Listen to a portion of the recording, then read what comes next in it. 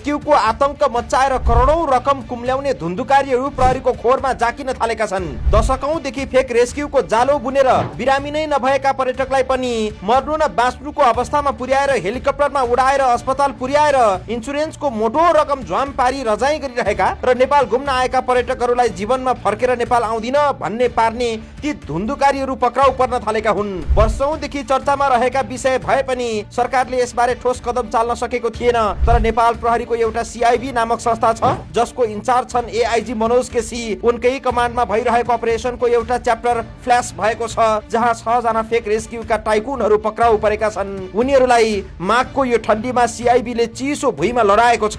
हिमालय क्षेत्रमा घुम्न आउने पर्यटकदेखि हिमाल आरोहणका लागि आउने पर्यटकहरूलाई हेलिकप्टर माफियासँग मिलेर कम्पनी चलाएर बसेकाहरूले कम्ता दुःख दिएका थिएनन्। सीआईबीका प्रमुख मनोज केसीका अनुसार पक्राउ पर्नेमा माउन्टेन रेस्क्युका सञ्चालक तथा अध्यक्ष जयराम रिमाल र प्रबन्धक विवेक पाण्डे, नेपाल चार्टर सर्भिसका सञ्चालक तथा अध्यक्ष रविन्द्र अधिकारी र अपरेसन म्यानेजर विवेक राज थपलिया छन्। माउन्टेन रेस्क्यु सर्भिस प्रणालीले 1248 जना मध्ये 171 जनाको फेक रेस्क्यु गरेको सीआईबीका अनुसन्धानबाट खुलेको छ। 171 जनाको फेक रेस्क्यु गर्दा उसले 10 करोड भन्दा बढी अमेरिकी डलर बिमा दाबी गरेको पाइएको छ। त्यस्तै नेपाल चार्टर सर्भिस प्रणालीले 471 जना रेस्क्यु गर्दा 75 जनाको फेक रेस्क्यु गरेको खुलेको छ। यस बापत उनीहरूले 82 लाख डलर माग दाबी गरेको अनुसन्धानमा खुलेको छ। त्यस्तै एभरेस्ट एक्सपिरियन्स एन्ड एसिस्टेन्स प्रणालीले 601 जना मध्ये 71 जनाको शंकास्पद रेस्क्यु गरेको पाइएको छ। उनीहरूले यस बापत 11,53,000 अमेरिकी डलर माग दाबी गरेको पाइएको छ।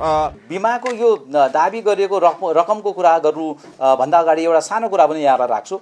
यो ती धेरै बाहिर रूपमा उठिसकेको र नेपालको त्यो पर्यटन जुन एउटा प्रतिवेदनको मैले अघि 75 सालको प्रतिवेदनको कुरा गरेँ त्यसमा पनि स्पष्ट रूपमा के लेखिएको थियो भने यो सङ्गठित रूपमा भएको अवस्था र यो हिसाबको संवेदनशील अवस्थामा नेपाल प्रहरीको यो स्पेसलाइज युनिटले नै यो अनुसन्धान गर्ने भनेर 75 सालमा नै प्रतिवेदनमा लेखिएको थियो। त्यो प्रतिवेदनमा लेखिएकै अंश छ।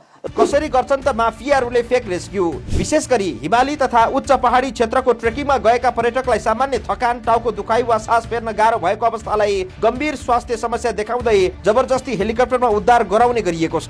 पर्यटकलाई अब पैदल झर्न नमिल्ने र हेलिकप्टर नल्याए ज्यान जोखिममा पर्ने भन्दै डर देखाउने गर्दछन् र उनीहरूले भ्रमण गर्नु अघि गरेको लाइफ इन्सुरेन्सको रकम झ्वाम पार्ने तानाबाना बुन्दछन्। यतिसम्म कि उनीहरू तयार नभए खानामा विषादी मिसाएर खुवाएर डायरिया गराउनेदेखि अनेक स्वास्थ्य समस्या देखिने खालको बिरामी पारिदिन्छन्। उनीहरू अत्तालिन्छन् र रेस्क्युका लागि हेलिकप्टर मगाउन विवश पार्दछन्। उद्धारपछि पर्यटकलाई सेटिङ अनुसारकै काठमाडौँ वा नजिकका महँगो निजी अस्पतालमा ल्याएर भर्ना गराउँदछन् जहाँ आवश्यक नपर्ने परीक्षण, उपचार तथा आइसियु सेवा समेत देखाएर ठुलो बिल बनाइन्छ र त्यसपछि ती सबै खर्च पर्यटकको अन्तर्राष्ट्रिय बिमा कम्पनीमा पठाइन्छ।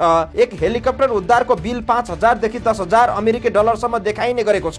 बिमा कम्पनीबाट भुक्तानी आएपछि उक्त रकम सम्बन्धित हेलिकप्टर कम्पनी, अस्पताल, ट्रेकिङ एजेन्सी र बिचौलिया बीच बाँडफाँड हुने गरेको प्रहरीको दाबी छ।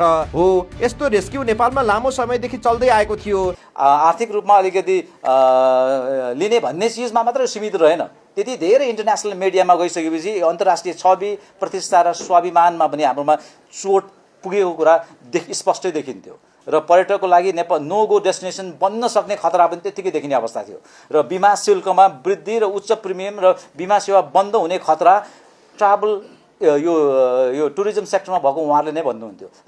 हामीले त्यो डेटा पनि अलि हेर्ने प्रयत्न गऱ्यौँ। 2010, 2017-18 र 25 को हेर्ने भयो भने 2017-18 को प्राय सबै प्रिमियममा ठुल्ठुलो कम्पनीहरूको जुन इन्सुरेन्स कम्पनीको प्रिमियमहरू डबल भएको अवस्था छ। त्यो डबल भएको अवस्था भनेको चाहिँ एकदम रेयर मात्रै, अरू सेक्टरमा कम हुन्छ भन्ने अवस्था नै रहेछ यो बिचमा हेऱ्यो भने। त्यसैले 1200 भएको प्रिमियम अहिले अलमोस्ट त्यो 18 पछाडि 2500 भएको अवस्था छ। बल्ल प्रहरीले यस विषयमा चासो देखाएर अनुसन्धान सुरु गरेको छ र एउटा ठुलै गिरोहलाई खोरमा जाक्न पनि सफल भएको छ।